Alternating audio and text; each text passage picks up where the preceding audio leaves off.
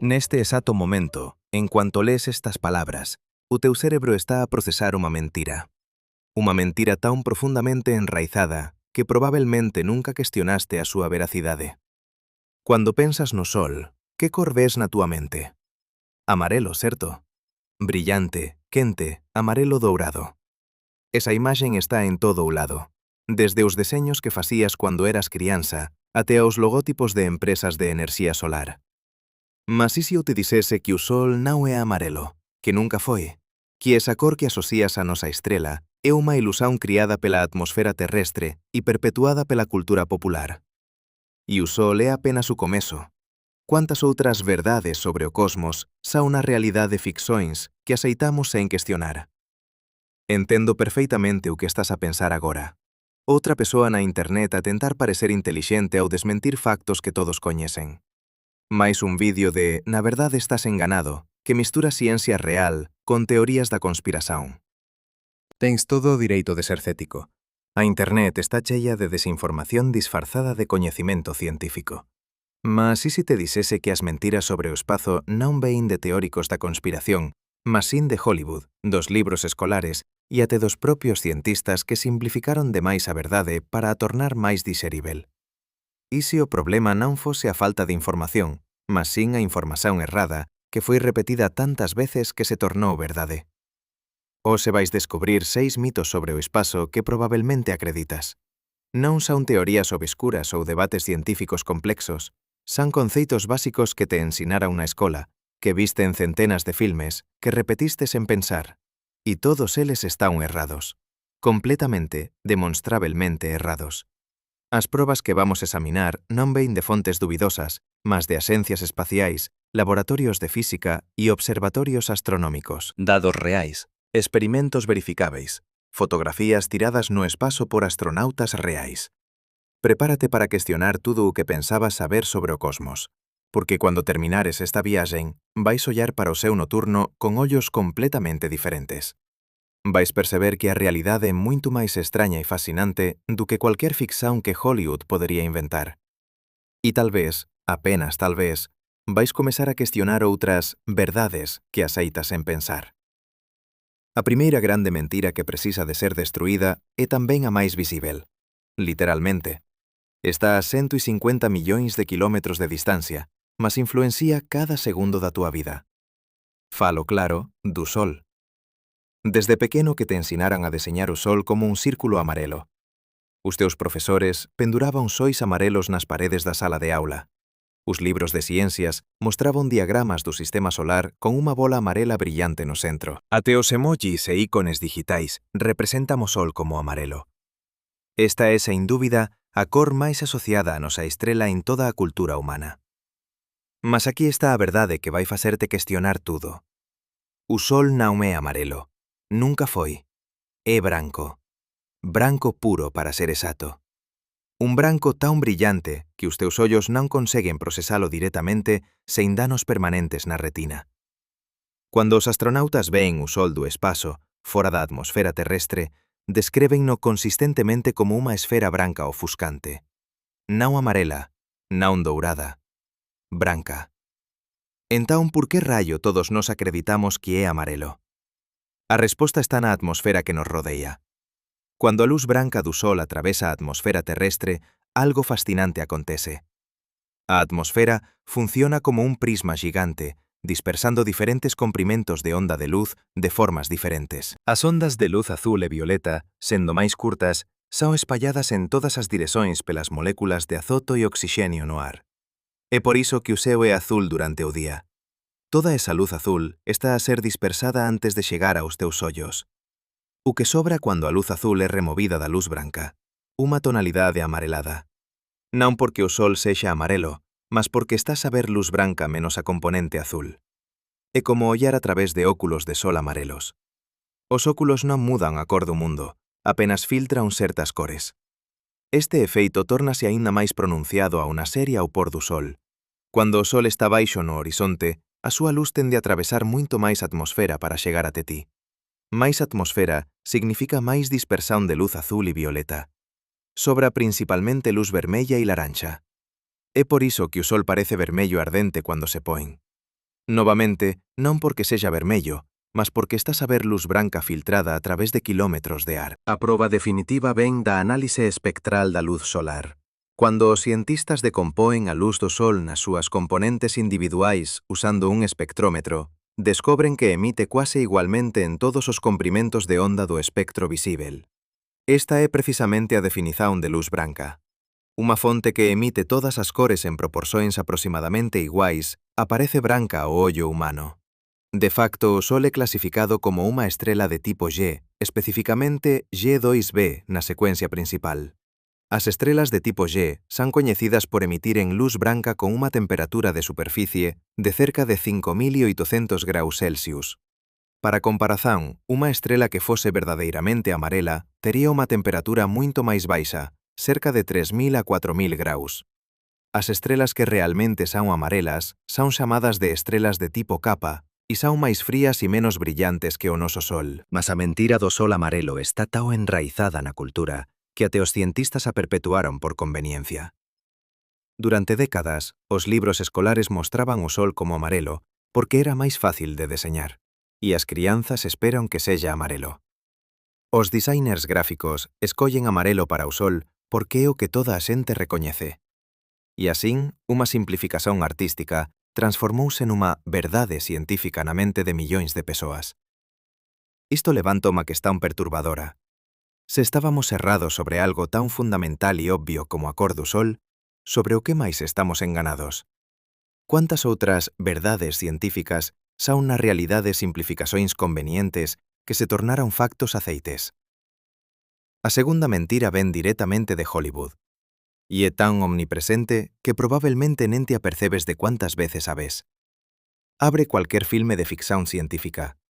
Star Wars, Star Trek, Battlestar Galactica, Alien, Gravidade, Interstellar.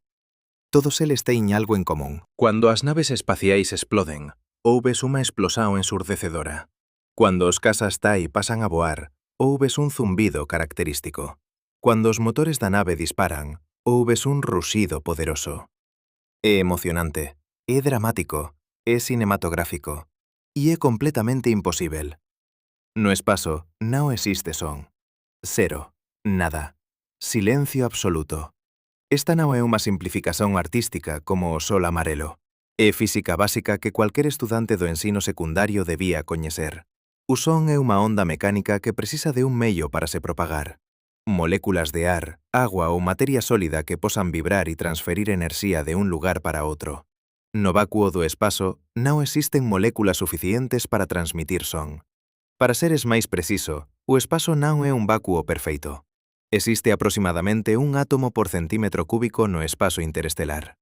Para comparación, un centímetro cúbico de ar ao nivel do mar na Terra contén cerca de 2,7 veces 10 elevado a 19 moléculas. Iso é 2 seguido de 19 ceros. A diferenza é tan astronómica que para todos os efeitos prácticos o espazo pode ser considerado vacuo total.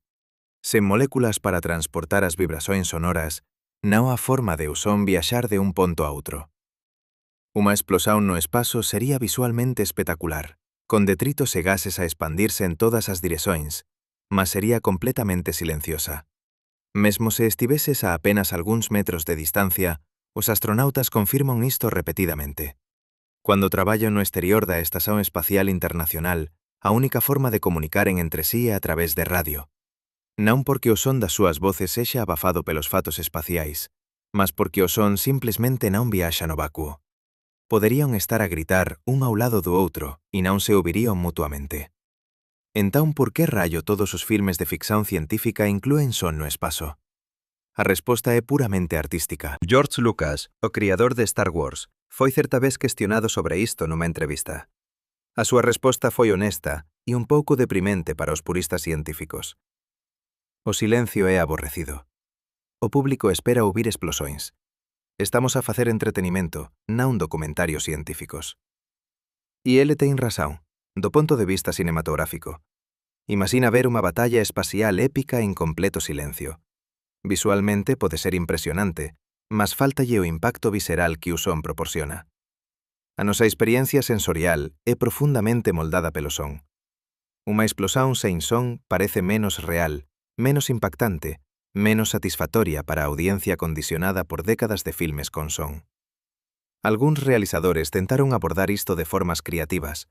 No filme Gravidade de 2013, o realizador Alfonso Cuarón inicialmente planeou facer todas as cenas espaciais en silencio total. Durante os testes de audiencia, descubriu que os espectadores achaban as cenas perturbadoras e erradas. Como compromiso, reduciu os sons espaciais, mas non os eliminou completamente. Aínda podes ouvir explosóns e colisóns, mas son abafadas e procesadas de forma a suxerir que estás a ouvilas a través da vibración do fato espacial ou da nave. Interstellar, de Christopher Nolan, tentou unha abordaxe indiferente.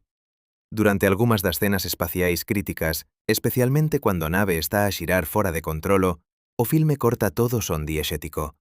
Só permanece a música. É unha escolla artística poderosa que cría unha sensación de isolamento e desamparo moito máis eficaz do que cualquier explosión barullenta podería. Mas mesmo estes filmes, considerados científicamente máis precisos, aínda facen concesións á conveniencia narrativa. Porque a verdade é que o público foi condicionado durante décadas a asociar o espazo con certos sons. Remover eses sons completamente faz o filme parecer errado, mesmo quando é científicamente correto. Isto ilustra un problema máis profundo sobre como aprendemos ciencia a través da cultura popular. Os filmes e series de televisión son moitas veces a nosa primeira exposición a conceitos científicos.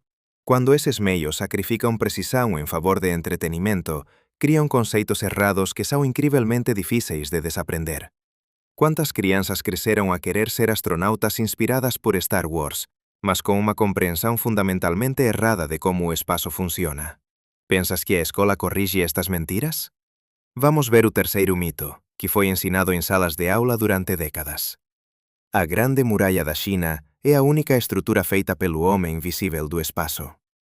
Ouviste esta afirmación centenas de veces. Está en libros de historia, guías turísticos e documentarios. Durante anos, foi considerada un facto incontestável, prova do enxeño e ambición humanos. Unha estrutura tan masiva que pode ser vista a partir do vacío do espazo. Há apenas un problema. É completamente falso. A Grande Muralla da China non é visível do espazo. Non da órbita terrestre baixa, certamente non da Lúa, e definitivamente non de Marte, como algunhas versións aínda máis exageradas do mito afirman. Vamos facer as contas. A Grande Muralla ten aproximadamente 6 metros de largura na súa parte máis larga. A Estación Espacial Internacional orbita a unha altitude de cerca de 400 kilómetros. A esa distancia, distinguir a Grande Muralla sería como tentar ver un fío de cabelo humano de 2 kilómetros de distancia. Técnicamente posible con equipamento óptico poderoso? Tal vez. Visível a ollo nu? Absolutamente non. Os astronautas confirman isto repetidamente. Yang Liwei, o primeiro astronauta xinés no espazo en 2003, decepcionou millóns de compatriotas ao reportar que non conseguiu ver a Grande Muralla durante a súa misión. Leroy Chiao, astronauta sinoamericano da NASA, conseguiu fotografar a muralla da Estación Espacial Internacional en 2004, mas apenas usando unha cámara con unha lente de teleobxectiva de 180 mm. A ollo nu? Invisível. Chris Hadfield, astronauta canadiano e prolífico comunicador científico, foi aínda máis directo. A Grande Muralla da China non é visível do espazo. Autoestradas, aeroportos e cidades son moito máis obvias. De facto, durante a noite, as cidades iluminadas son de lonxe as estruturas humanas máis visíveis. Entón, de onde veio este mito persistente? A orixen é difícil de determinar con precisión, mas parece remontar pelo menos a 1754, moito antes da era espacial. O anticuario inglés William Stukeley escreveu que a muralla era tan vasta que sería visível la Lúa. Este era obviamente unha especulación baseada en cero evidencias, ya que ninguén tiña ido ao espazo, moito menos á Lúa. O mito gañou forza en 1938, cando Richard Halliburton escreveu no seu libro Second Book of Marvels que a muralla era a única obra humana visível do espazo. Novamente, isto foi escrito décadas antes do primeiro voo espacial. Era pura especulación, apresentada como facto. Cuando a era espacial realmente comezou nos anos 60, o mito já estaba tan enraizado na cultura popular que poucas persoas o cuestionaron. Foi repetido en libros escolares, enciclopedias e programas educativos. tornouse unha daquelas verdades que toda a xente sabe. O máis irónico é que existen moitas estruturas humanas xenuinamente visíveis do espazo que ninguén menciona. As estufas de Almería en España, cobrindo unha área de cerca de 26.000 hectares, son facilmente visíveis como un enorme retángulo branco brillante. As minas de cobre a ceo aberto de Bingham Canyon nos Estados Unidos son tan masivas que parecen unha cicatriz castaña na superficie da Terra. As pirámides de Gaza? Invisíveis. O Empire State Building? Invisível. Mas os campos de cultivo sob plástico en España? Obvios. Durante a noite, a historia é aínda máis clara. As redes de iluminación das cidades son espectacularmente visíveis do espazo. A península coreana ofrece un contraste particularmente dramático. A Corea do Sul brilla intensamente con luces urbanas. A Corea do Norte, coa súa escasez de electricidade, aparece como un buraco negro. Podes literalmente ver a división política entre dois sistemas económicos diferentes a partir do espazo. Este mito revela algo importante sobre como a desinformación se perpetúa. Non precisa de ser maliciosa ou intencional. Unha afirmación especulativa feita a séculos, repetida o suficiente, tórnase coñecimento común. Mesmo cando os dados reais están disponíveis, mesmo cando astronautas de múltiplas nações e décadas a contradicen, o mito persiste porque toda a xente sabe que é verdade. Quantas outras coisas sabemos sobre o espazo baseadas en especulações antigas en vez de observações reais? O quarto mito é talvez o mais perigoso, porque vem disfarçado de ciência precisa. E tem a ver com a forma como o teu próprio corpo funcionaria no vácuo do espaço. Já viste a cena em dezenas de filmes de ficção científica? Alguém é exposto ao vácuo do espaço sem proteção. Imediatamente, o seu corpo começa a inchar grotescamente. Os olhos saem das órbitas. O sangue ferve. Em segundos, a pessoa explode numa nuvem de sangue e vísceras. É horripilante, visceral e completamente científico, certo? Errado. Se fosses exposto ao vácuo do espaço sem um fato espacial, não explodias. O teu corpo não se desintegraria instantaneamente. Não seria agradável, certamente seria fatal se a exposição durasse muito tempo, mas não seria o horror de filme de terror que Hollywood te fez acreditar. Para entender o que realmente aconteceria, precisamos de perceber a física da pressão. Ao nível do mar na Terra, o ar à tua volta exerce uma pressão de aproximadamente 101 kPa. Esta pressão está empurrando em todas as direções, incluindo para dentro do teu corpo. Ao mesmo tempo, o teu corpo está a empurrar para fora com aproximadamente a mesma força. Estás num equilíbrio constante de pressões. No vácuo do espaço, a pressão externa seria essencialmente zero. O teu corpo ainda estaria a empurrar para fora, mas não haveria pressão externa a equilibrar. Esta diferença de pressão causaria definitivamente alguns efeitos, mas não uma explosão instantânea. Primeiro, o ar nos teus pulmões expandir-se-ia rapidamente. Se tentasses prender a respiração, os teus pulmões poderiam romper-se. É por isso que a primeira regra em caso de despressurização no espaço é exalar imediatamente. Libertar o ar dos pulmões previne danos graves ao tecido pulmonar. Segundo, a água no teu corpo começaria a ferver. Não porque ficarias quente, mas porque o ponto de ebulição da água diminui drasticamente com a pressão. A 0 atmosferas de pressão, a água ferve a temperatura do corpo humano. Isto significa que a saliva na tua língua, as lágrimas nos teus olhos e a umidade nas tuas membranas mucosas começariam a borbulhar e evaporar-se. Terceiro, o teu corpo incharia. A ausência de pressão externa permitiria que os teus tecidos expandissem, mas não explodiriam. A tua pele é surpreendentemente forte e elástica. Consegue conter a pressão interna sem romper. Inchazas, sim. Duplicas de tamanho, não. O que realmente te mataría sería a falta de oxígeno.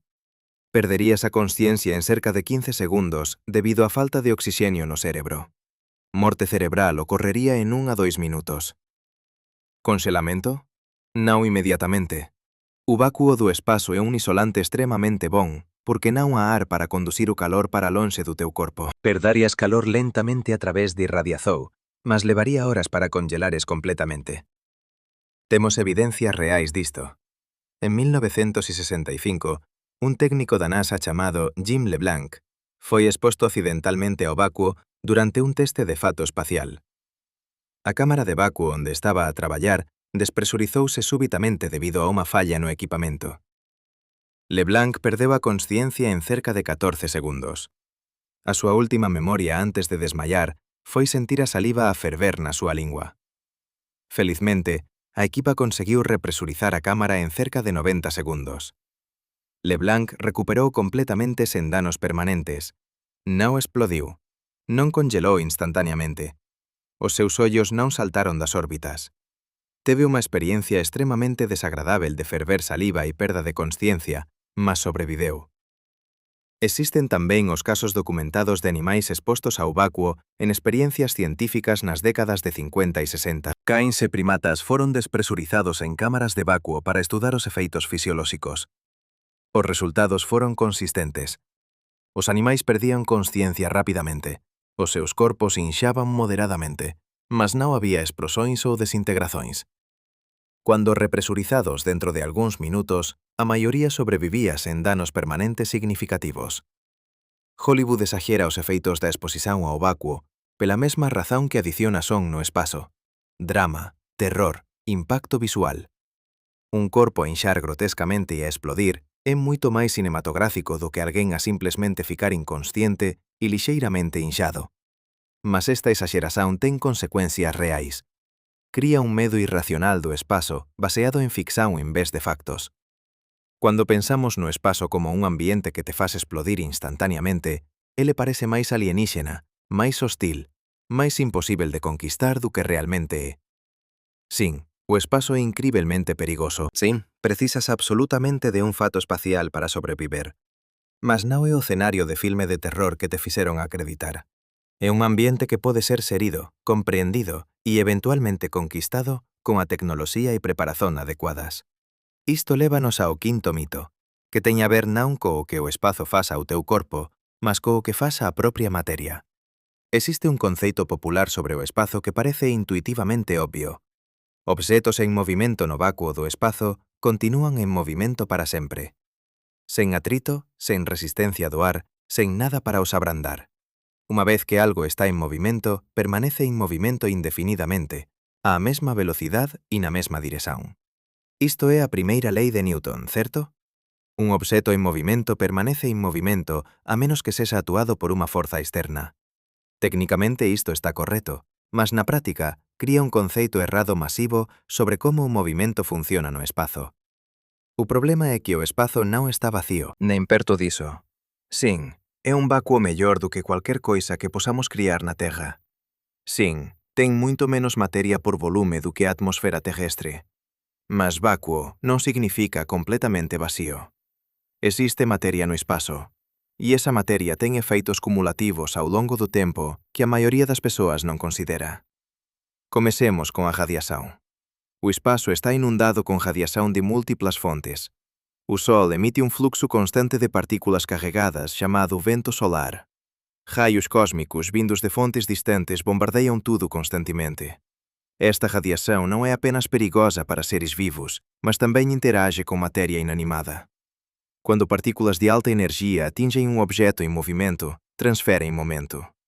Não muito, individualmente. Mas ao longo de meses e anos, bilhões de colisões microscópicas podem alterar significativamente a trajetória de um objeto. É como ser atingido por grãos de areia. Um grão não te move. 1000 grãos não te movem. Mas ser bombardeado constantemente por trilhões de graus durante anos? Eventualmente, iso ten efeito. Depois existe a poeira interestelar. O espazo entre estrelas non é perfeitamente vacío. Contén graus de poeira extremamente finos, típicamente con apenas algúns micrómetros de diámetro. A densidade é incrivelmente baixa, talvez un grão por quilómetro cúbico. Mas cando viaxas a velocidades de decenas de kilómetros por segundo, mesmo colisões con partículas microscópicas transferen enerxía. As ondas Voyager, lanzadas en 1977, son un exemplo perfeito. Ambas están agora no espazo interestelar, máis de 22.000 millóns de kilómetros da Terra. Están a moverse a aproximadamente 17 km por segundo en relación ao Sol. continuarán en movimento por millóns de anos. Mas a súa velocidade e traxectoria non son constantes. Observações cuidadosas revelan pequenas mas mensuráveis mudanzas causadas por interaccións con o medio interestelar. Nada dramático.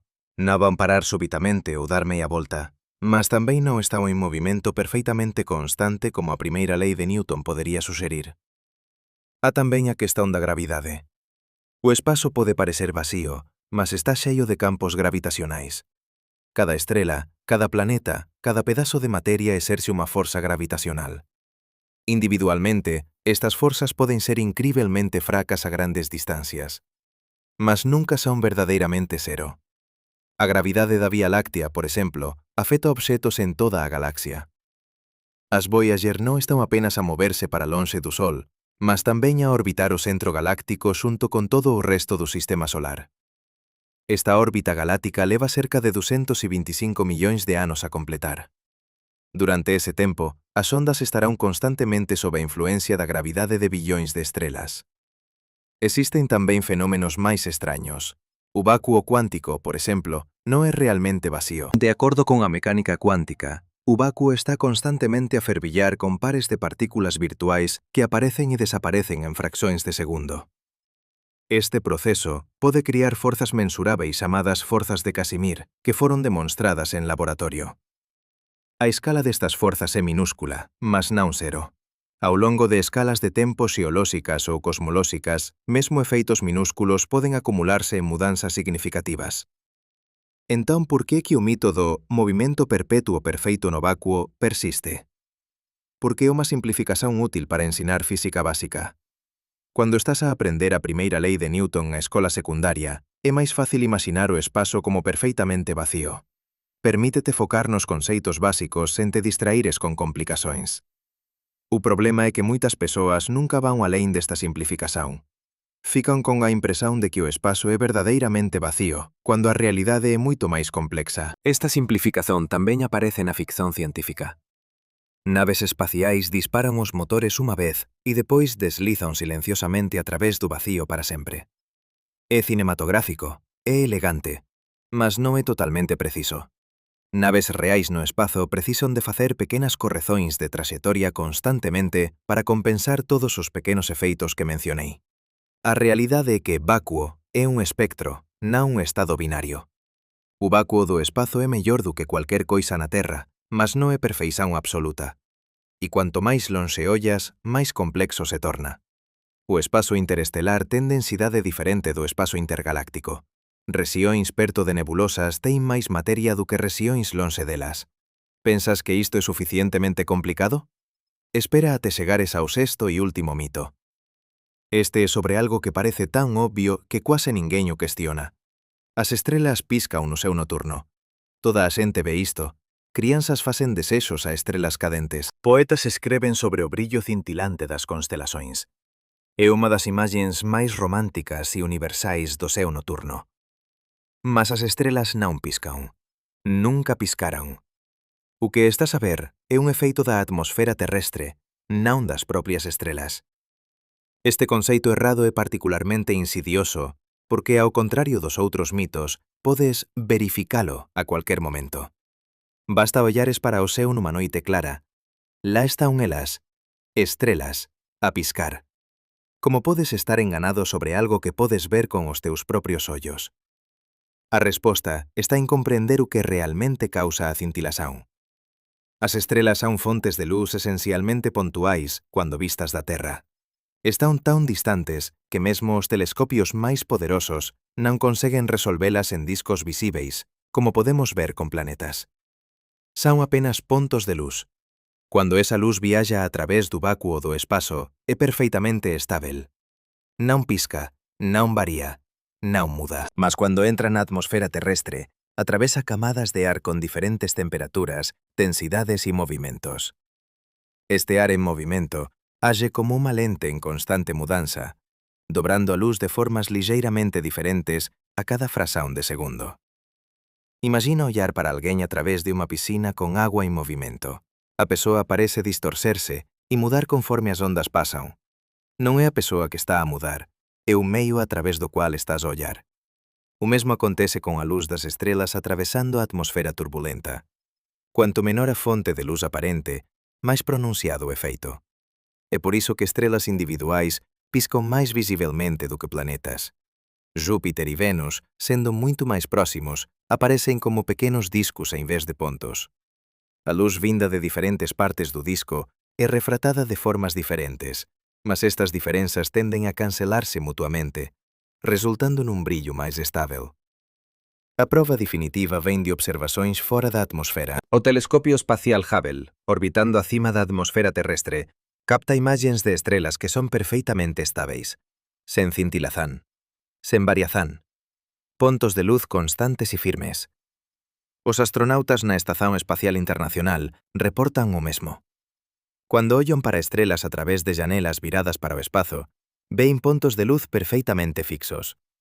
Mas cuando ollan a través da atmosfera en direzón ao horizonte da Terra, ven as mesmas estrelas a cintilar como aparecen do solo. Entón, por que este mito é tan persistente? Porque é experiencial. Non é algo que te contaran, é algo que ves.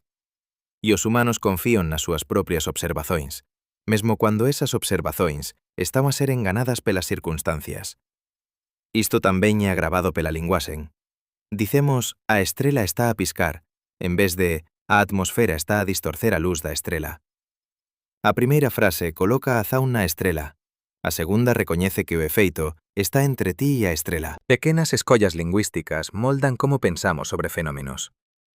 Os astrónomos profesionais reférense a isto como seeing, visao.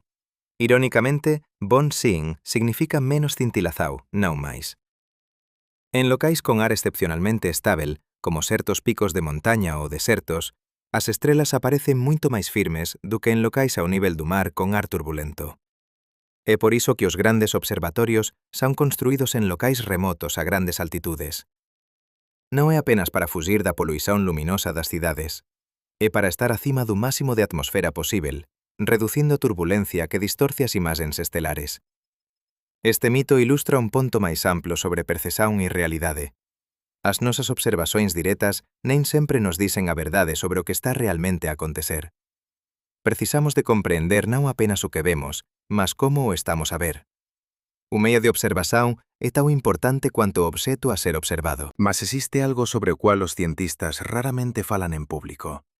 Algo que contradís non apenas os mitos populares, mas tamén algunhas das propias teorías establecidas. Durante décadas, foste ensinado que a ciencia é un proceso de descoberta progresiva. Cada experiencia adiciona outro tijolo ao edificio do coñecimento. As teorías son refinadas, os dados acumúlanse, e lentamente, mas certamente, aproximámonos da verdade sobre o cosmos. Esta narrativa é reconfortante. Tamén é profundamente enganadora.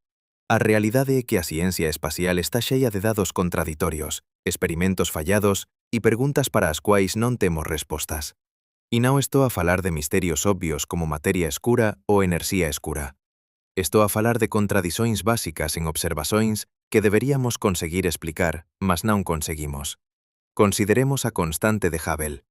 Esta é unha medida de cuán rápido o universo está a expandirse. Debería ser unha das constantes máis fundamentais en cosmoloxía. Mas temos un problema. Cuando medimos a taxa de expansión observando galaxias distantes, obtemos un valor. Cuando medimos usando a radiación cósmica de fundo, obtemos un valor diferente. A discrepancia é pequena, apenas cerca de 9%. Mas é consistente e non desaparece, non importa quantas vezes repetimos as medições. Isto non deveria ser possível. Ou uma medida está errada, ou a nossa compreensão de como o universo funciona está fundamentalmente incorreta. Ninguém sabe qual. E quanto mais dados recolhemos, mais profunda se torna a contradição. Em 2018, uma equipa liderada por Adam Riess da Universidade Johns Hopkins publicou as medições mais precisas até à data da constante de Hubble usando supernovas. O seu valor? 73,2 km por segundo por megaparsec. No mesmo ano, a colaboración Planck publicou o seu valor baseado na radiación cósmica de fundo, 67,6.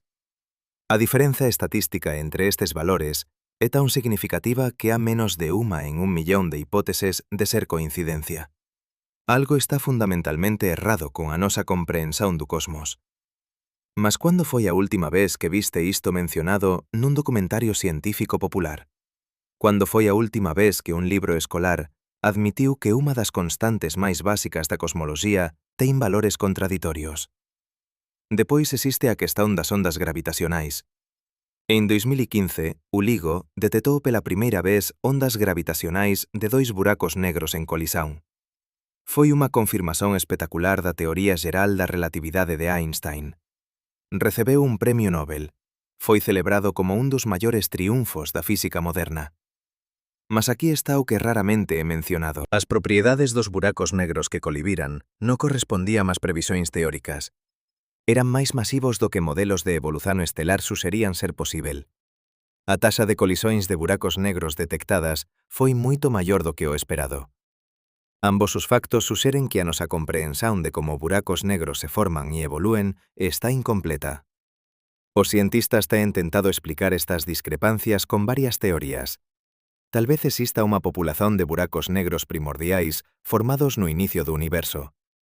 Tal vez a metalicidade das estrelas que colapsan en buracos negros sexa diferente do que pensábamos. Tal vez os ambientes de formación sellan máis diversos. Son todas especulacións razoáveis, mas neñuma é confirmada. Estamos esencialmente a inventar novas hipóteses para facer os dados se encaixaren nas teorías existentes. Non te entendan mal. Isto non invalida a detección de ondas gravitacionais. As ondas son reais. A relatividade xeral está correta sobre a súa existencia. Mas os detalles importan. E os detalles non están a cooperar con as nosas expectativas.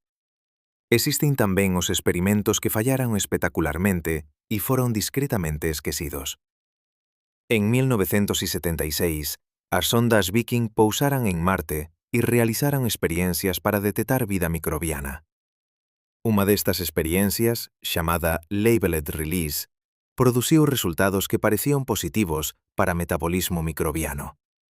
O solo marciano, cuando exposto a nutrientes, libertou gases de unha forma consistente con actividade biolóxica. Os cientistas ficaron inicialmente entusiasmados, mas outras experiencias na mesma misión non encontraron moléculas orgánicas que serían esperadas se existise vida. A explicación consensual tornouse que procesos químicos non biolóxicos no solo marciano, posiblemente envolvendo peróxidos, produciran os resultados falso positivos. Caso encerrado, certo? Non exactamente. Gilbert Levin, o cientista principal por trás da experiencia Labeled Release, pasou décadas a argumentar que os resultados foron genuinamente positivos para a vida.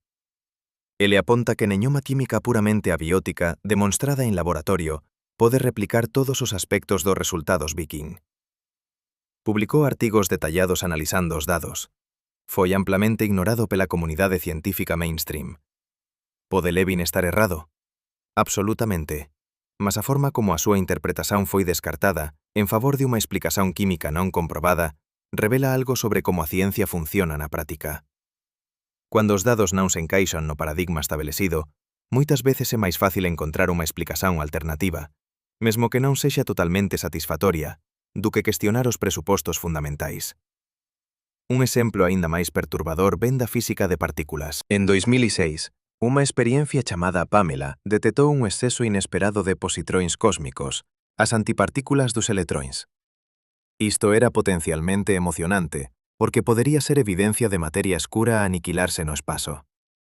Mas cuando experiencias posteriores tentaron confirmar isto, os resultados foron confusos. Algunhas experiencias viron padróns semellantes, outras non. A variación parecía depender non apenas de onde medías, mas tamén de cando medías. Os fluxos de raios cósmicos aparentemente variaban de formas que non conseguíamos prever. Depois de anos de dados contraditorios, a maioría dos físicos concluiu que os positróns extras eran probablemente de pulsares próximos, non de materia escura. Mas esta conclusión baséase en modelar pulsares de formas que nunca confirmamos directamente. Estamos esencialmente a dizer, non é materia escura porque achamos que podería ser outra coisa, mesmo que non posamos probar esa outra coisa. Isto levanta unha questón fundamental. Quantas descobertas potenciais foron descartadas porque non se encaixaban nas teorías existentes? Quantas anomalías foron explicadas con modelos especulativos porque a alternativa sería admitir que non sabemos o que está a acontecer? A historia da ciencia está xella de exemplos en que observacións anómalas foron inicialmente ignoradas, apenas para seren máis tarde recoñecidas como pistas para novos fenómenos. A radiación cósmica de fundo foi inicialmente descartada como ruído, até os cientistas perseveren que era un sinal real. Pulsares foron identificados no papel como LGM, Little Green Men, porque os sinais eran tan regulares que parecían artificiais. Exoplanetas foron teóricamente descartados como imposíveis durante décadas, antes de os comezarmos a encontrar aos millares. Cual é a lição aquí? Non que debamos acreditar en cada resultado anómalo ou dar crédito a cada teoría marxinal. O ceticismo científico é importante, mas tamén debíamos ser céticos sobre o propio consenso científico. As teorías establecidas non son verdades sagradas, son modelos provisorios baseados en dados limitados. A famosa citazón de Carl Sagan aplícase. A ausencia de evidencia non é evidencia de ausencia. Mas há un corolario raramente mencionado. A presenza de unha explicación non é evidencia de que esa explicación está correcta. Cuando te dicen que un fenómeno está explicado, vale sempre a pena preguntar, ¿explicado cómo? ¿Con qué grau de certeza? ¿Baseado en qué presupostos? As respostas poden sorprenderte. Cuanto máis aprendemos sobre o cosmos, máis percebemos cuanto non sabemos. Materia escura constitúe o 85% de toda a materia, mas non temos idea do que é. Enerxía escura constitúe 68% do universo e tamén non sabemos o que é. Iso significa que apenas entendemos cerca de 5% de tudo o que existe. 5%. Imagina se un médico te dixese que entendía 5% do corpo humano, mas estaba confiante no diagnóstico. Imagina se un enxeñeiro te dixese que entendía 5% de como un avión funciona, mas non te preocupes, é seguro voar. Non aceitarías iso. Mas de alguma forma, cando se trata do cosmos, aceitamos descricións confiantes baseadas en coñecimento fragmentario. Isto non significa que a ciencia está errada. Significa que a ciencia está incompleta. E honestidade sobre esa incompletude é máis importante do que finxir certeza. Cuántas veces ouviste cientistas en documentarios faceren afirmacións definitivas sobre o inicio do universo, ou o destino final de tudo, ou a posibilidade de vida noutros planetas? Esas afirmacións son baseadas en modelos que dependen de presupostos que poden estar errados. A ciencia avanza non cuando encontramos respostas, mas cuando facemos mellores preguntas. E as mellores preguntas ven de recoñecer o que non sabemos. Entón, por que esta nuance raramente aparece en comunicación científica popular? Porque a incerteza non vende. O público quer respostas definitivas, non probablemente e tal vez. Os editores queren títulos que prometan revelar os segredos do universo, non artigos que admitan confusión. Os financiadores queren apoiar investigación que promete descobertas revolucionarias, non estudos que poden terminar con «precisamos de máis dados».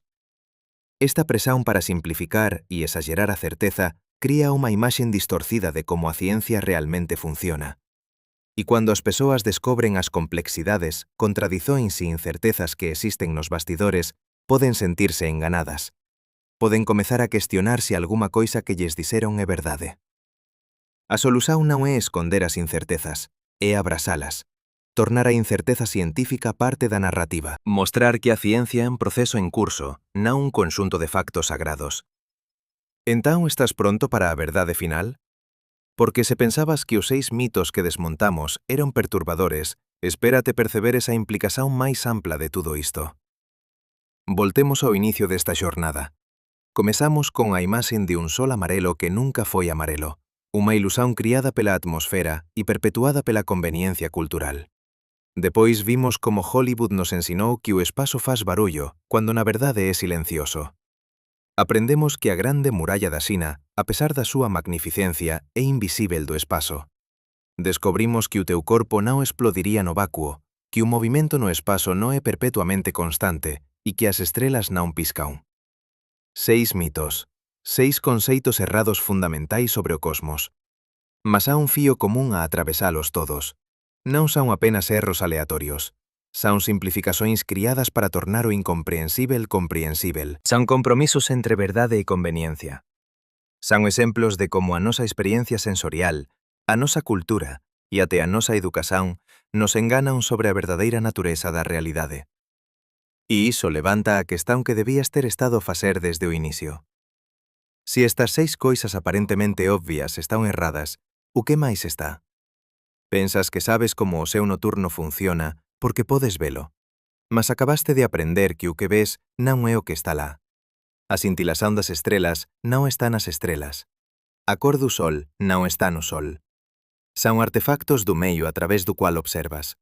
Pensas que entendes o espazo porque viste centenas de filmes de ficción científica. Mas eses filmes sacrificaron precisão por entretenimento. Criaran un espazo ficticio que existe apenas no ecrã, non na realidade. Pensas que a educación que recebeste te ensinou factos, mas moitos deses factos eran simplificacións pedagóxicas que nunca foron actualizadas con nuance. A grande muralla visível do espazo. O sol amarelo. Conceitos que foron repetidos tantas veces que se tornaron coñecimento común, a pesar de estaren errados. Aquí está a verdade desconfortável. A realidade non te debe unha explicación que caiba confortablemente no teu cerebro humano. O cosmos non está organizado de forma a facer sentido intuitivo para unha especie que evoluiu en sabanas africanas a preocuparse con predadores e frutos maduros.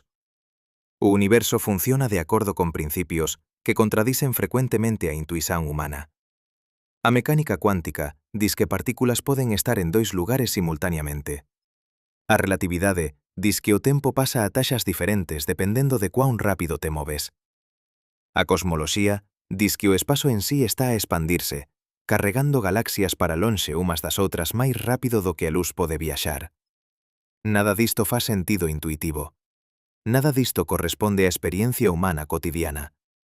E, no entanto, todos son factos demonstráveis sobre como a realidade funciona. Os 6 mitos que desmontamos hoxe son apenas a ponta do iceberg. Por baixo deles está unha verdade máis profunda e máis perturbadora. A túa percepción da realidade é fundamentalmente non confiável. Os teus sentidos evoluíron para te manter vivo, non para te dizer a verdade sobre o cosmos. O teu cerebro constroi unha narrativa coherente a partir de dados sensoriais fragmentarios, preenchendo lacunas con presupostos e expectativas. Ves o sol como amarelo porque é iso que esperas ver. Ou ves explosóns en filmes espaciais porque é iso que te ensinaron a asociar con drama. Acreditas que a grande muralla é visível do espazo porque é unha historia que te agrada, unha que celebra a enxeñosidade humana. Cada un destes mitos persiste porque se encaixa na narrativa que queres acreditar sobre o mundo. Mas a verdade non se importa con o que queres acreditar. A verdade simplesmente é. Entón, o que faces con esta información?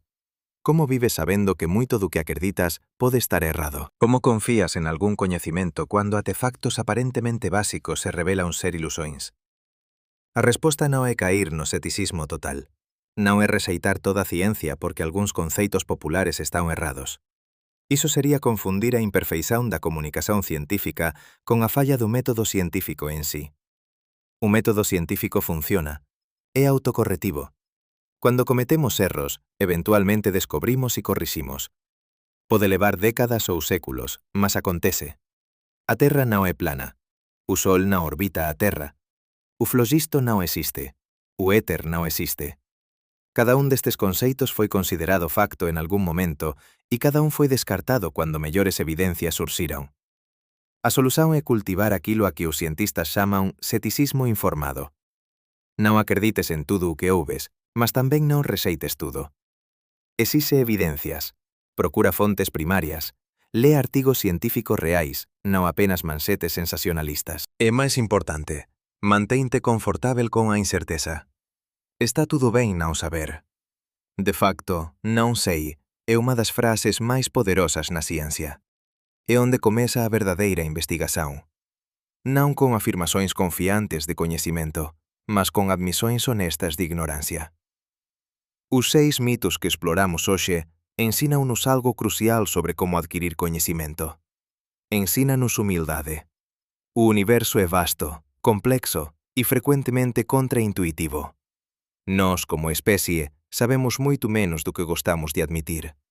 E iso non é unha fraqueza, é unha oportunidade. Cada conceito errado corrigido é unha oportunidade para aprender algo novo. Cada simplificación desfeita revela uma realidade mais rica e mais nuanceada. Cada ilusão descartada aproxima-nos, mesmo que incrementalmente, da verdadeira natureza do cosmos. Continua a olhar para cima. Continua a fazer perguntas impossíveis. Continua a desafiar pressupostos, mesmo aqueles que parecem óbvios. Porque a próxima grande descoberta sobre o universo pode vir de questionar algo que todos acham que xa saben. O Sol non é amarelo. É branco. E esa simple escorrezón contén unha lición profunda. A realidade non é o que parece. Nunca foi. E iso torna aínda máis fascinante do que cualquier mito podería ser. Entón, acreditas que coñeces o espazo agora? Ou percebeste que apenas arrañaste a superficie de cuán pouco realmente sabemos? A escolla de como respondes a esa questão determinará se aprendes ou estagnas, se cresces ou permaneces confortablemente ignorante. O cosmos non te debe respostas fáceis, mas para aqueles dispostos a abrasar a complexidade, a incerteza e o constante proceso de reaprender, oferece algo moito máis valioso. Oferece a verdade. Non perfeita, non completa, mas real. E iso, no final, é tudo o que podemos honestamente pedir.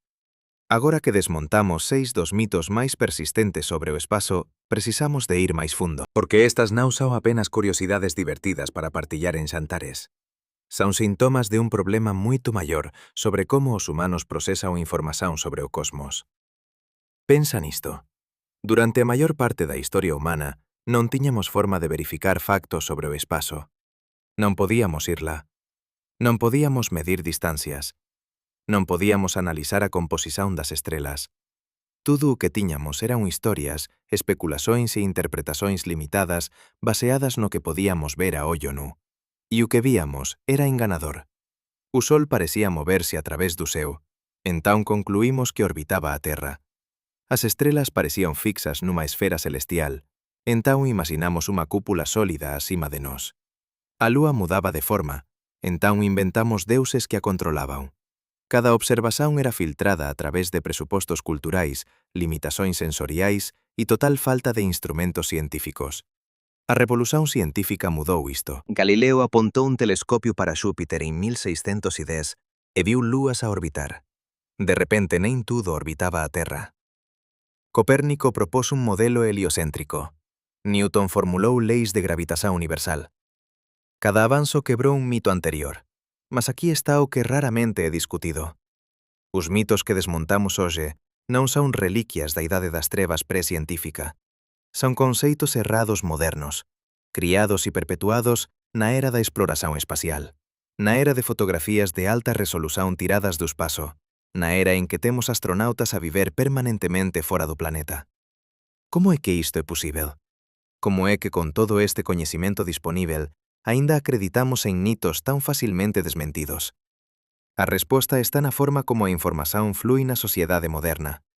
Non lees artigos científicos, ves filmes. Non consultas dados da NASA, ves infográficos nas redes sociais. Non estudas astrofísica. Ouves explicacións simplificadas en vídeos de YouTube. E cada camada de simplificación, cada tradución de ciencia para entretenimento, introduz distorsións. Considera a cadeia de comunicación para un facto científico simples. A cor do Sol. Un astrofísico mede o espectro solar con un espectrómetro. Descobre que emite aproximadamente igualmente en todos os comprimentos de onda visíveis. Conclúi científicamente. O Sol é unha fonte de luz branca de tipo G2b. Un jornalista científico entrevista ao astrofísico. Escreve un artigo. Cientistas confirman que o Sol non é realmente amarelo, mas branco. Un designer gráfico cría unha ilustración para o artigo. Ten de escoller unha cor para representar o Sol. Amarelo é máis recoñecível. Amarelo é o que os leitores esperan. Usa amarelo. Un profesor ve a ilustración. Usa nunha presentación para explicar o sistema solar. Os alumnos ven un sol amarelo. Deseña uns sóis amarelos nos seus traballos. Un realizador de Hollywood precisa de unha cena espacial. Contrata un artista de efeitos visuais. O artista, que aprendeu na escola que o sol é amarelo, cría un sol amarelo digital. Millóns de persoas ven o filme. O sol amarelo é reforzado. O ciclo continúa. En ningún punto desta cadella, alguén mentiu intencionalmente. Cada persoa fes escollas razoáveis baseadas en conveniencia, recoñecimento ou tradición. Mas o resultado cumulativo é que unha simplificación artística substitúe o facto científico na mente pública. Isto aplícase a todos os 6 mitos que exploramos. O son no espazo? Hollywood precisaba de impacto dramático. A grande muralla visível? Era unha historia inspiradora sobre realización humana. Corpos a explodir no vacuo? Criaba tensión visual. Cada mito persiste non porque alguén quere enganarte, mas porque serve un propósito narrativo ou estético. E aquí está a parte verdadeiramente perturbadora. Se estes mitos básicos e facilmente verificáveis persisten a pesar de décadas de exploración espacial, que outros conceitos errados máis subtís están embutidos na túa comprensión do cosmos? Pensas que sabes o que é un buraco negro? Probablemente imaginas un funil girando que suga tudo a súa volta. Esta visualización ven de representacións gráficas de curvatura do espazo-tempo. Mas un buraco negro real non suga nada máis do que unha estrela normal da mesma masa. A gravidade funciona da mesma forma. Se o Sol fose máxicamente substituído por un buraco negro da mesma masa, a órbita da Terra non mudaría. Non seríamos sugados. Apenas congelaríamos no escuro. Pensas que sabes como é o Big Bang? Probablemente imaginas unha explosión nun ponto central, con materia a expandirse para o espazo vacío circundante. Mas o Big Bang non aconteceu nun lugar. Aconteceu en todo o lado simultaneamente. O propio espazo estaba a expandirse, non a materia a moverse a través do espazo. Non existe un centro do universo de onde tudo explodiu. Cada ponto do espazo foi, en certo sentido, o centro. Pensas que entendes velocidade? Probablemente acreditas que nada pode viaxar máis rápido do que a luz. Esta é unha simplificación da relatividade especial de Einstein. A verdade máis nuanceada é que nada pode viaxar a través do espazo máis rápido do que a luz. Mas o propio espazo pode expandirse a cualquier velocidade. Existen galaxias a afastarse de nós máis rápido do que a velocidade da luz, porque o espazo entre nós e elas está a expandirse. Non está a moverse a través do espazo rapidamente. O espazo en sí está a crecer. Cada un destes exemplos revela o mesmo padrón. A simplificación necesaria para tornar conceitos complexos accesíveis introduz distorsións. E esas distorsións tórnanse a verdade aceite para a maioría das persoas. Entón, como navegas nun mundo onde até factos científicos establecidos poden estar embrullados en camadas de simplificación enganosa? A primeira regra é desconfiar de certeza excesiva. Cuando alguén te dis, sabemos con certeza que... Cuestiona. ¿Cuánto sabemos realmente? ¿Baseado en qué evidencias? ¿Con qué margen de erro? A ciencia raramente ofrece certeza absoluta. Ofrece modelos con diferentes graus de confianza. A segunda regra é procurar as fontes primarias. Cuando ves unha manxete impresionante sobre unha descoberta espacial, procura o artigo científico real. Muitas veces descobrirás que a descoberta é moito máis nuanceada e ás veces moito menos dramática do que a manxete suxere. Os cientistas usan linguaxe cuidadosa e cualificada. Os jornalistas preferen afirmacións definitivas e impactantes. A terceira regra é abrazar a complexidade. Resiste a tentación de simplificar demais. O universo non te debe unha explicación que caiba confortablemente nunha frase. Algúns fenómenos requeren parágrafos de explicación. Algúns requeren ecuacións matemáticas. E iso está ben. Mellor ter unha comprensión parcial máis precisa do que unha comprensión completa máis errada. Consideremos un exemplo concreto. En 2019, o Event Horizon Telescope capturou a primeira imaxen de un buraco negro. Foi un triunfo científico extraordinario. A imaxen foi partillada globalmente, apareceu en todas as manxetes. Mas cuántas persoas realmente entenderan o que estaban a ver? A imaxen mostraba un anel laranxa brillante en torno de unha rexión escura central. As manxetes chamáronlle foto de un buraco negro. Técnicamente, é máis preciso chamalo imaxen do horizonte de eventos de un buraco negro supermacizo e do disco de acreción circundante, reconstruída a partir de dados interferométricos de radio. A diferenza importa. Non estás a ver o buraco negro en sí. Por definición, non podes. Neñuma luz escapa. Estás a ver o material en torno do buraco negro, aquecido a millóns de graus conforme cae en dirección ao horizonte de eventos. Estás a ver luz que foi curvada pela gravidade extrema. E estás a ver non unha fotografía directa, mas unha reconstrución computacional baseada en dados de múltiplos radiotelescopios espallados pela Terra. É unha imaxe real? Sin. É tan directa cuanto unha fotografía tirada con o teu telemóvel? Non. Envolve camadas de procesamento, calibración e modelaxen. Os cientistas envolvidos son moito claros sobre isto nos seus artigos, mas esa nuance desaparece cando a imaxen é partillada nas redes sociais con a lexenda «Primeira foto de un buraco negro». Non estou a criticar o entusiasmo público. É maravilloso que as persoas se interesen por descobertas científicas, mas o entusiasmo non debería vir a custa de precisão.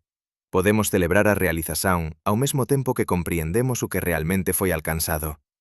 Este padrón repétese constantemente. Ondas gravitacionais foron detectadas?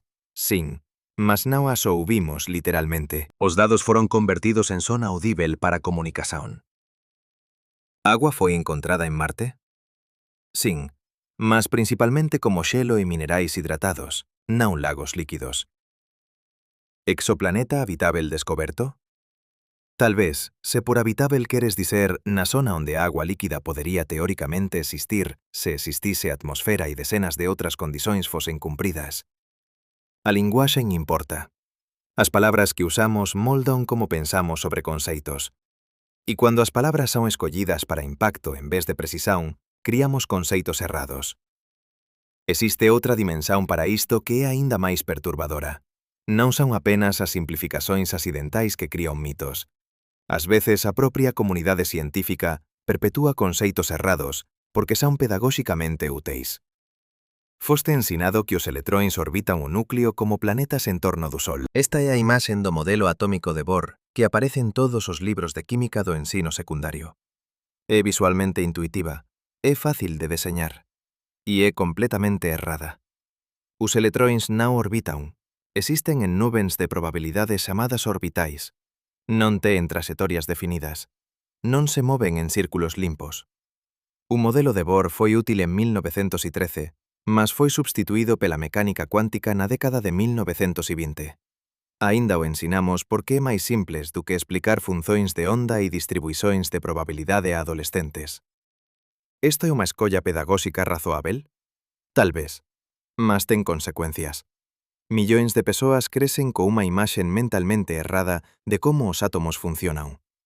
E cando máis tarde encontran conceitos cuánticos reais, ten de desaprender o modelo anterior antes de poderen compreender o novo. O mesmo acontece con conceitos espaciais. Es ensinado que o universo comezou con o Big Bang a 13,8 mil millóns de anos. Isto é apresentado como un facto definitivo. Mas a precisão real desa medida depende de presupostos sobre a cosmoloxía. Se eses presupostos estiveren lixeiramente errados, a idade podería ser diferente en centenas de millóns de anos. Es ensinado que existen 8 planetas no sistema solar. Isto só é verdade se usares unha definición específica de planeta adotada pela Unión Astronómica Internacional en 2006. Esa definición é controversa. Moitos cientistas planetarios discordan dela. Plutón foi reclasificado non porque descobrimos algo novo sobre Plutón, mas porque mudamos arbitrariamente a definición de palabra planeta. Es ensinado que a Vía Láctea ten 100.000 anos luz de diámetro. Mas onde termina exactamente a galaxia? A densidade de estrelas diminúe gradualmente. Non existe unha fronteira clara. Dependendo de onde trazas a liña, o diámetro podería ser 80.000 ou 150.000 anos luz. O número que aprendeste é unha estimativa razoável, non unha medida definitiva. Estes exemplos non pretenden minar a confianza na ciencia. Pretenden ilustrar que a ciencia é máis nuanceada, máis incerta e máis fascinante do que as versións simplificadas que normalmente encontramos. A verdadeira questão non é a ciencia está certa, mas sin cuán confiantes estamos neste modelo específico e que evidencias serían necesarias para o mudar. Consideremos o conceito de materia escura. Foi proposta pela primeira vez pelo astrónomo Fritz Zwicky en 1933, cando percebeu que as galaxias en aglomerados galácticos movíanse demasiado rápido para seren mantidas unidas apenas pela gravidade da materia visível. Debe existir materia adicional invisível, argumentou. Desde entón, múltiplas liñas de evidencia independentes apoyan a existencia de materia escura. Curvas de rotación galáctica. Lentes gravitacionais. A estrutura en grande escala do universo, a radiación cósmica de fundo. Todas apontan para a mesma conclusán. Debe existir cerca de 5 veces máis materia do que podemos ver. Mas aquí está o que raramente é enfatizado. Nunca detectamos directamente unha única partícula de materia escura.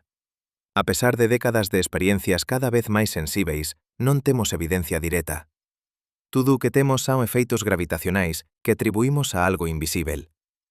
Isto significa que a materia escura non existe? Non necesariamente. Significa que a nosa comprensión é incompleta.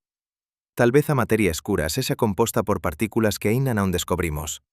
Tal vez sexa algo completamente diferente. Tal vez a propia gravidade funcione de forma diferente en escalas galácticas do que en escalas do sistema solar. Varios cientistas propuseron teorías alternativas. MOND, Modified Newtonian Dynamics, sugiere que a gravidade se comporta de forma diferente en aceleraciones extremamente baixas.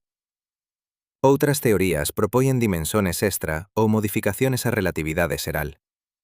Neñuma destas alternativas explica todas as observaciones tan ben cuanto a materia escura, mas non poden ser completamente descartadas. O ponto é que materia escura é actualmente a mellor explicación que temos para un conxunto de observaciones. Non é un facto probado, é unha hipótese ben apoiada. A distinción pode parecer subtil, mas é crucial. Na ciencia nunca probamos teorías. Apenas fallamos en refutalas. Unha teoría que sobrevive a décadas de testes e aínda explica todas as observaciones relevantes gaña confianza. Mas está sempre suxeita a revisán se surxiren novas evidencias. Esta é a beleza do método científico. Non é dogmático. Non reclama verdade absoluta. Oferece os mellores modelos actuais baseados nas evidencias disponíveis, con a humildade de admitir que eses modelos poden estar incompletos ou mesmo errados. Entón, cando ouves alguén dicer que a ciencia probou algo sobre o espazo, sé cético. A ciencia raramente proba, evidencia, apoia, confirma, mas sempre con marxens de erro, presupostos e limitações. Isto non torna a ciencia fraca, torna a honesta. Voltemos a túa experiencia pessoal. Todas as noites, cando ollas para o ceo, ves millares de pontos de luz. A maioría das persoas veos como estrelas, mas o que estás realmente a ver? Primeiro, non estás a ver millares.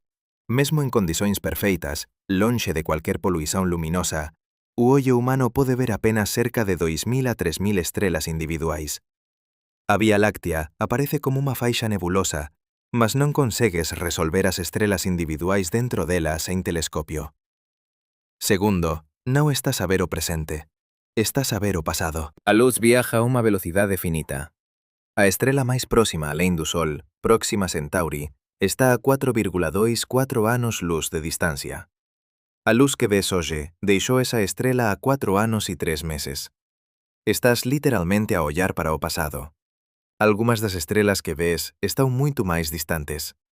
Deneb, unha das estrelas máis brillantes no ceo de verão, está a aproximadamente 2.600 anos luz. Cando ollas para Deneb, ves luz que comezou a súa jornada durante o Imperio Romano. Si Deneb explodiu ontem, non saberás durante 2.600 anos. Terceiro, algúmas das estrelas que ves non son estrelas. Venus parece unha estrela brillante, mas é un planeta reflectindo luz solar. Júpiter e Saturno tamén son frecuentemente visíveis. A galaxia de Andrómeda aparece como unha mancha difusa, mas é na verdade trillóns de estrelas a 2,5 millóns de anos luz de distancia. Cuarto, algúmas das estrelas que ves xa non existen. Pode ter explodido séculos ou milenios atrás, mas a súa luz aínda está a camiño. Estás a ver fantasmas cósmicos, ecos de estrelas mortas a moito tempo. Quinto, a maior parte do que existe no ceo é invisível para ti. As túas pupilas son demasiado pequenas para captar fotóns suficientes de obxetos tenues. Mesmo galaxias relativamente próximas son invisíveis a ollo nu.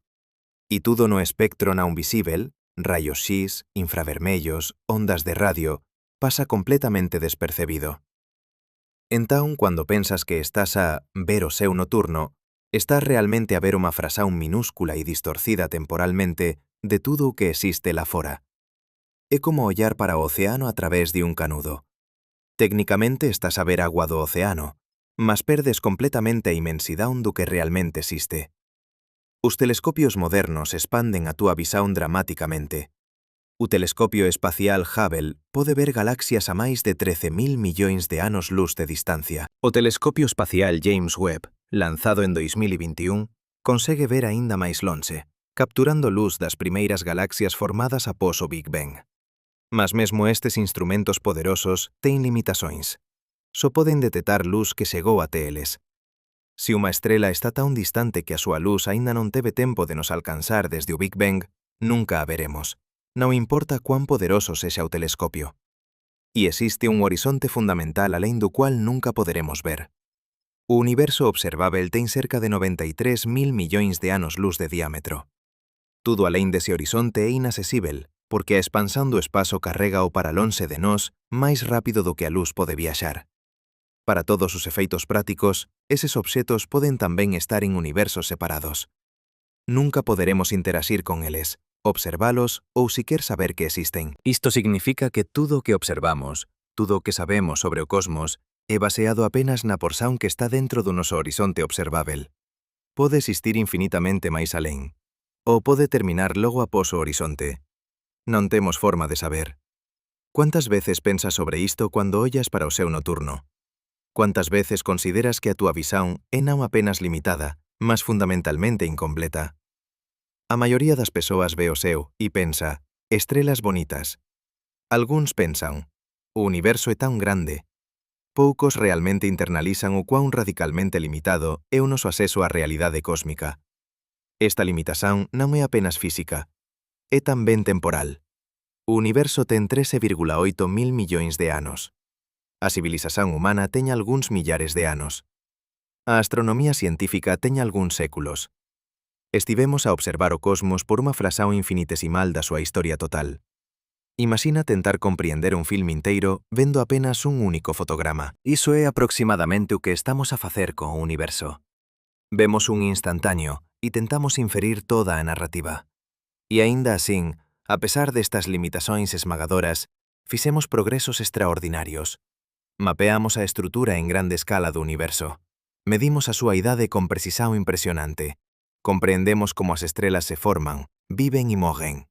Detectamos ondas gravitacionais de colisóns de buracos negros a 1.000 millóns de anos luz. Descobrimos millares de planetas orbitando outras estrelas.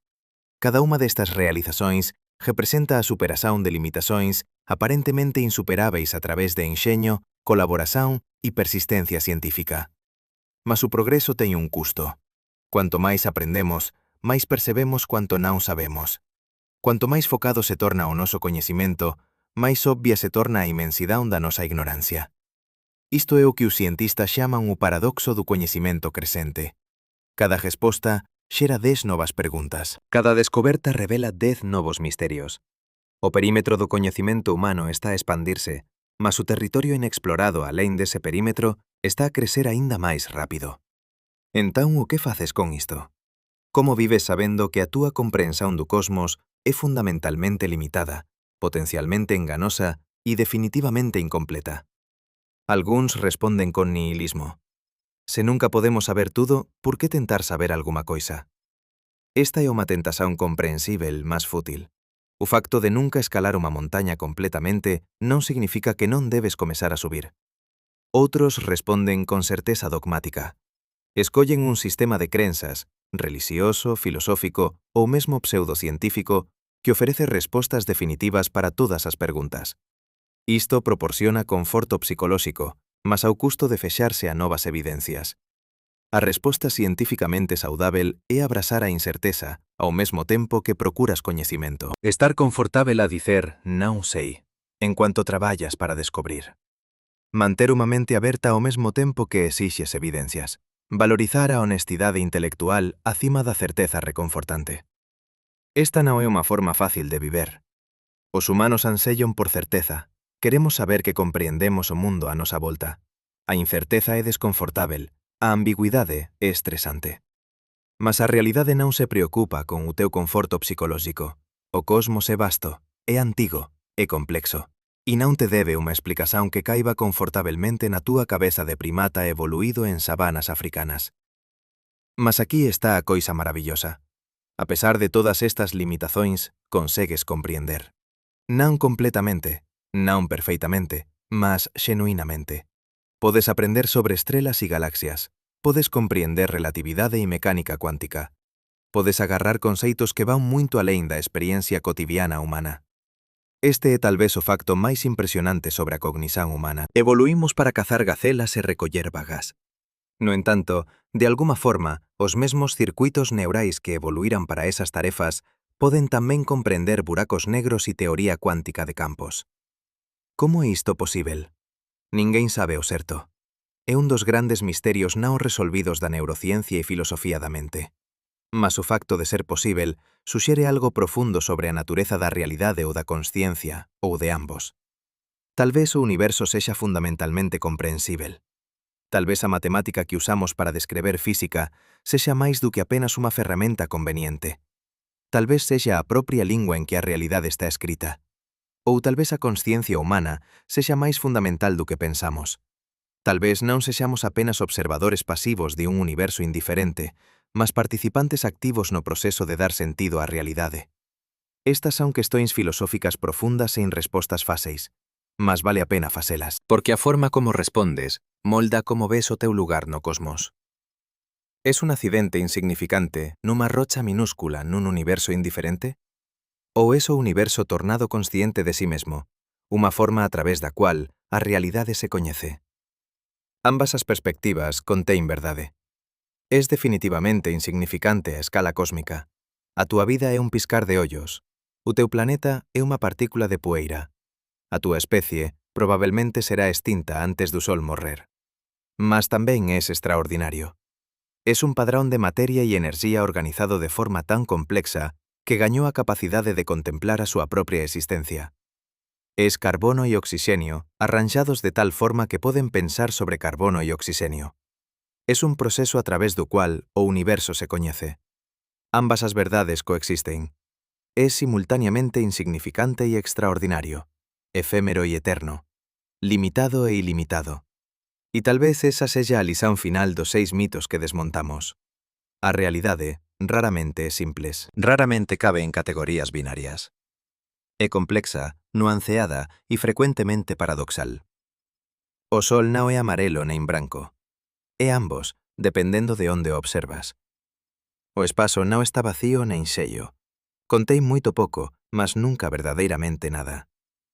Non explodes no vacuo, mas tamén non sobrevives inalterado. As estrelas non piscan, mas tamén non son completamente estáveis cando vistas a través de atmosfera. A verdade vive nos detalles, nas nuances, nas cualificacións que son frecuentemente cortadas cando tentamos simplificar conceitos para a comunicación popular. Entón, continúa a facer preguntas. Continúa a desafiar presupostos.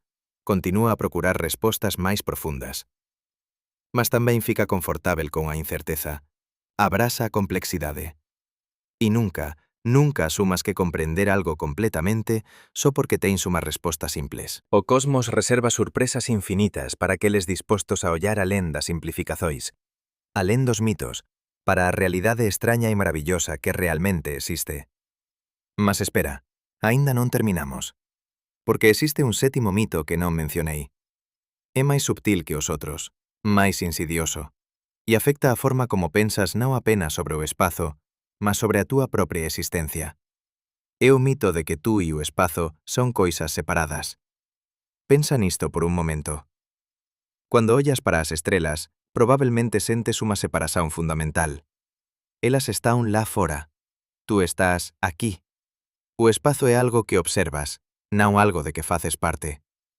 É vasto e alieníxena. Tú es pequeno e terrestre. Son coisas diferentes. Esta intuición é completamente comprensível. Tamén é completamente errada. Cada átomo no teu corpo foi forxado no núcleo de unha estrela. O calcio nos teus osos, o ferro no teu sangue, o oxixenio que respiras. Todos foron criados a través de fusón nuclear en estrelas que morreron a millares de millóns de anos. Cuando esas estrelas explodiron como supernovas, dispersaron eses elementos pelo espazo. Eventualmente condensáronse en nubens de gas e poeira. Esas nubens formaron un sistema solar. E dese material naseste. Non é apenas feito de poeira estelar. Es literalmente poeira estelar rearranxada nunha configuración que gañou consciencia. Mas vai máis fundo. De onde vieron os propios átomos? Do Big Bang? Non exactamente. O Big Bang produciu principalmente hidrogenio e helio. Elementos máis pesados requeren as temperaturas e presóns extremas dentro de estrelas. Entón, a orixen dos átomos que compoñen o teu corpo remonta a múltiplas xeracións de estrelas. A primeira xeración de estrelas, formada algunhas centenas de millóns de anos após o Big Bang, consistía apenas de hidrogenio e helio primordiais. Cuando estas estrelas masivas explodiron, criaron os primeiros elementos pesados. Eses elementos foron incorporados na segunda xeración de estrelas. E así por diante, a través de billóns de anos de ciclos estelares. O Sol é unha estrela de terceira ou cuarta xeración. Formouse a partir de material enriquecido pelas mortes de xeracións anteriores de estrelas. Cada elemento pesado no teu corpo pasou a través de múltiplas estrelas antes de chegar a ti. Pensa no percurso de un único átomo de carbono no teu corpo. Tal vez teña sido criado nunha estrela xigante vermella a 8.000 millóns de anos. Esa estrela morreu, expelindo o carbono para o espazo interestelar. Durante millóns de anos, ese átomo flutuou a través do vacío, parte de unha nube molecular xigante. Eventualmente a nube colapsou sob a súa propia gravidade, formando o Sol e o Sistema Solar a 4,6 mil millóns de anos. O átomo de carbono pode ter pasado algúns millares de millóns de anos preso en rosas. Tal vez teña sido libertado por actividade volcánica, tal vez teña sido absorbido por plantas a través da fotosíntese. Eventualmente, entrou na cadella alimentar e finalmente chegou a ti. Ese único átomo de carbono é máis antigo que a Terra. É máis antigo que o Sol. Testemuñou a historia de múltiplas estrelas. E agora é parte de ti, tal vez na molécula de DNA que codifica a cor dos teus ollos ou na proteína que forma os teus músculos. Multiplica isto por 7 veces 10 elevado a 27 átomos no teu corpo. Cada un coa súa propia xornada cósmica. Cada un pedazo literal do universo que se tornou parte de ti. A separación que sentes entre ti e o cosmos é ilusoria. É unha continuación directa de procesos astrofísicos que comezaron no Big Bang. Non estás apenas no universo. Es o universo, localmente organizado de forma extremamente complexa. Esta non é poesía, é física literal. E aquí está a parte verdadeiramente perturbadora. Os átomos no teu corpo non fican permanentemente. Estás constantemente a trocar materia con o ambiente. Cada respiración introduz novos átomos de oxígeno e expele dióxido de carbono. Cada refeizó adiciona átomos novos. Cada secrezó, cada célula da pele morta, cada cabelo perdido, remove átomos. Ao longo de cerca de 7 a 10 anos, quase todos os átomos no teu corpo serán substituídos. Tú, como padrón físico de materia, es completamente diferente do que eras a unha década. A única continuidade é o padrón de organización, non a materia específica. Entón, o que es realmente? Non es un obxeto fixo, es un proceso, un padrón de fluxo, unha onda atravesando un océano de materia. A materia muda constantemente, o padrón persiste. Esta realización ten implicacións profundas para a identidade, consciencia e até mortalidade. Se non es os teus átomos, mas sin o padrón que forman, entón en principio ese padrón podería ser copiado, transferido ou preservado, independentemente do substrato físico específico. Filósofos ten lutado con estas questões a milenios. A tradición budista fala de não eu, a idea de que non existe un eu permanente. A filosofía occidental teño navío de Teseo, o paradoxo de se un navío permanece o mesmo navío depois de todas as súas partes seren substituídas. A física moderna non resolve estes paradoxos filosóficos, mas oferece unha perspectiva interesante. Do ponto de vista da física, a distinción entre tú e non tú é arbitraria. Há un fluxo continuo de materia e enerxía. Deseñar unha fronteira en torno de certos átomos e chamalos tú é conveniente, mas fundamentalmente artificial. As implicacións tórnanse aínda máis extrañas cando consideramos a mecánica cuántica. De acordo con a mecánica cuántica, partículas idénticas son verdadeiramente indistinguíveis. Dois electróns non son apenas semellantes. Son literalmente idénticos de todas as formas mensuráveis. Non teñen individualidade. Non podes marcar un electrón e seguilo. Isto significa que a nozón de o átomo específico que está no teu corpo non ten sentido a nivel cuántico. Non podes distinguir entre este átomo de carbono e aquele átomo de carbono. Son indistinguíveis. A propia nozón de identidade individual de partículas colapsa. Algúns físicos argumentan que a incapacidade de distinguir partículas idénticas non é apenas unha limitación técnica, mas unha característica fundamental da realidade. Partículas idénticas non teñen identidade individual, porque identidade non é unha propiedade que partículas fundamentais posúen. Se isto é verdade, entón a materia que constitúe o teu corpo non ten identidade individual a nivel fundamental. Es literalmente feito de componentes sen identidade, rearranxados nun padrón que experiencia a ilusión de identidade pessoal. Isto non é ficción científica, é a interpretación directa da mecánica cuántica padrón. Mas fica aínda máis extraño. A mecánica cuántica tamén diz que partículas non teñen propiedades definidas até seren medidas.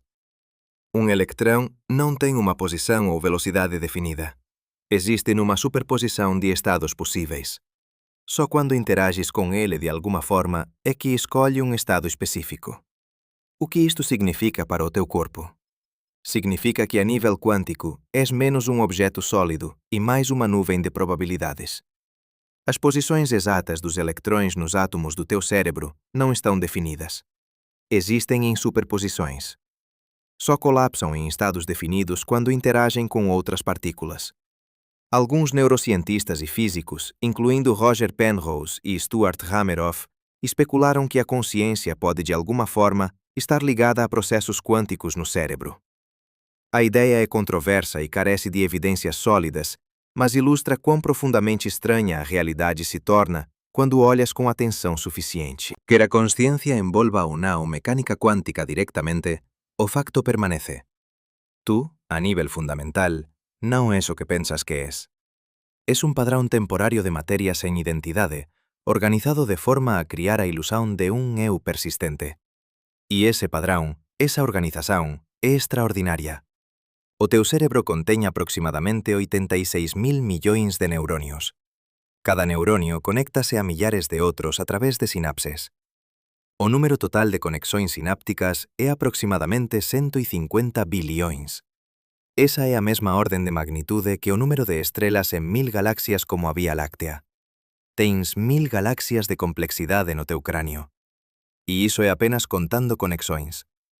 A actividade deses neuronios, os padrões de disparo, as ondas de actividade eléctrica e química que crían pensamentos, memorias e consciencia, son aínda máis complexos. O número de estados posíveis que o teu cerebro pode estar excede largamente o número de átomos no universo observável. Pensa nisto. O teu cerebro, un objeto de aproximadamente 1,4 kg, pode estar en máis configuracións distintas do que existen átomos en todo o cosmos. Esta é unha forma de dizer que a complexidade do mundo interior pode exceder a complexidade do mundo exterior. A paisaxen da túa mente pode ser máis vasta que a paisaxen do universo. Obviamente, non experiencias esa vastidão directamente. A maior parte da actividade cerebral é inconsciente. A túa experiencia consciente nun dado momento é un fluxo estreito extraído dese océano de actividade neural. Mas o potencial está lá. Cada pensamento que poderías ter, mas non tens.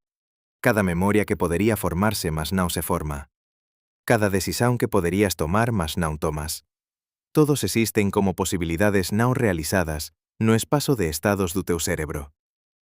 E aquí está unha ligación fascinante ao cosmos. A estrutura do teu cerebro, con os seus billións de neuronios conectados, aseméllase extrañamente á estrutura do universo en grande escala, con os seus billións de galaxias conectadas por filamentos de materia escura. En 2020, dois cientistas, o astrofísico Franco Bazza e o neurocientista Alberto Feletti, publicaron un estudo comparando cuantitativamente estas estruturas. Usando as mesmas técnicas de análise de rede, examinaron imaxes de redes neuronais e imaxes da rede cósmica de galaxias. Descubriron semellanzas surpreendentes. A distribuición de materia, o número de conexóns por nó e a forma como a información flúe a través das redes mostraron propiedades estatísticas similares. Obviamente, as escalas son absurdamente diferentes. Un sistema envolve neuronios medidos en micrómetros, o outro envolve galaxias separadas por millóns de anos-luz. Mas os padróns de organización, as leis matemáticas que gobernan como ese sistema se estruturan, son notablemente similares. O que isto significa? Tal vez nada. Tal vez sexa coincidencia. Sistemas complexos en toda a natureza frecuentemente exhiben padróns similares. Árbores ramifícanse de formas que se asemellan a ríos. Relámpagos ramifícanse de formas que se asemellan a vasos sanguíneos. Fractais aparecen en escalas desde átomos até galaxias. Ou tal vez aponte para algo máis profundo. Tal vez exista un conxunto limitado de formas como sistemas complexos pódense organizar. Tal vez as leis da física favorezan certas estruturas, e esas estruturas emerxen independentemente da escala ou do tipo de materia envolvida. Ou tal vez, e isto é especulación profunda, haxa unha conexión máis fundamental entre mente e cosmos. Tal vez o universo non sexa apenas físicamente semellante ao cérebro, mas de alguma forma sexa ou conteña algo parecido con mente. Isto entra no territorio do panpsiquismo, a idea filosófica de que a consciencia é unha característica fundamental do universo, presente en algún nivel en toda a materia.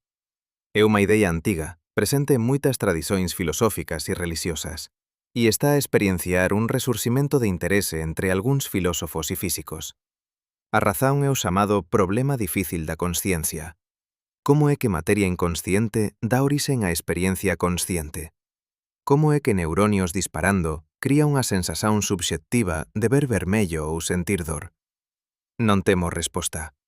A pesar de décadas de pesquisa en neurociencia, non compreendemos como ou por qué o procesamento de información no cérebro ven acompañado de experiencia subxectiva. Podemos mapear que partes do cérebro están activas durante que experiencias, mas non podemos explicar por que esas actividades son sentidas de dentro. O panpsiquismo oferece unha solución radical. Tal vez non precisemos de explicar como a materia xera consciencia, porque a consciencia xa está lá como propiedade fundamental. Tal vez cada partícula teña un pequeno elemento de experiencia. Cuando partículas se organizan en sistemas complexos como cerebros, esas pequenas experiencias combínanse en consciencia complexa. Soa absurdo? Tal vez. Mas non máis absurdo do que as alternativas. A visión materialista padrón diz que a consciencia emerxe de materia totalmente inconsciente a través de procesos que non conseguimos especificar. O dualismo mente-corpo diz que a consciencia é unha substancia completamente diferente, que de alguma forma interaxe con materia física de formas que violan as leis da física. Ambas teñen problemas profundos. O panpsiquismo non resolve o problema difícil completamente, mas deslócao. En vez de preguntar como surge a consciencia da materia, preguntamos como se combina a consciencia simples en consciencia complexa. Esta pode ser unha questão máis tratável. Algúns físicos cuánticos, incluindo Henry Stapp e Matthew Fisher, suxeriron que procesos cuánticos no cerebro poderían proporcionar un mecanismo para a consciencia influenciar materia física sen violar as leis da física. A idea é que a consciencia posa estar relacionada ao colapso da función de onda cuántica, o proceso misterioso pelo cual superposicións cuánticas se tornan resultados definidos. Isto é altamente especulativo. A maioría dos neurocientistas é cética, mas ilustra cuán profundamente misteriosa a consciencia permanece e cuán dispostos están algúns cientistas a considerar ideas radicais. Independentemente de esas ideas específicas estaren correctas, apontan para unha verdade importante. A relación entre mente e materia, entre consciencia e cosmos, non está resolvida. Non sabemos se a consciencia é un epifenómeno de procesos físicos, unha propiedade fundamental da realidade ou algo completamente diferente. E isto trasnos de volta aos mitos sobre o espazo. Cada un dos 6 mitos que desmontamos envolvía unha falla en compreender correctamente a relación entre observación e realidade. O Sol parece amarelo porque a observas a través de filtros atmosféricos. As estrelas parecen piscar porque a observas a través de turbulencia atmosférica. O espazo parece facer sons en filmes porque artistas escollen conveniencia dramática sobre precisión física. En cada caso, confundiste a apariencia con a realidade. Asumiste que o que experiencias é o que realmente existe. O mesmo se aplica a túa experiencia de ti mesmo. Experienciaste como un ser unitario persistente, mas a física dis que es un padrão en fluxo de partículas sen identidade. Experienciaste como separado do universo, mas es literalmente feito de poeira estelar reciclada. Experienciaste como consciente e libre. Mas os neurocientistas poden prever as túas decisóns baseados na actividade cerebral antes de estares consciente de as ter tomado. Cada un destes casos envolve o mesmo erro. Confiar na experiencia subxectiva como guía infalíbel para a realidade obxectiva. Aliza un non é que a experiencia subxectiva sexa inútil. É o que es. É tudo o que tens directamente. Mas non é tudo o que existe. E non é sempre precisa. O desafío é manter ambas as verdades en mente simultaneamente. Es un padrón de poeira estelar. Es tamén unha mente consciente experienciando subxectividade. Es insignificante a escala cósmica. Es tamén capaz de comprender esa escala cósmica. Es efémero. Es tamén conectado a procesos que remontan ao Big Bang. Paradoxos non te deben desconfortar. Deben inspirar espanto. A realidade é máis extraña, máis complexa e máis maravillosa do que cualquer descripción simples pode capturar.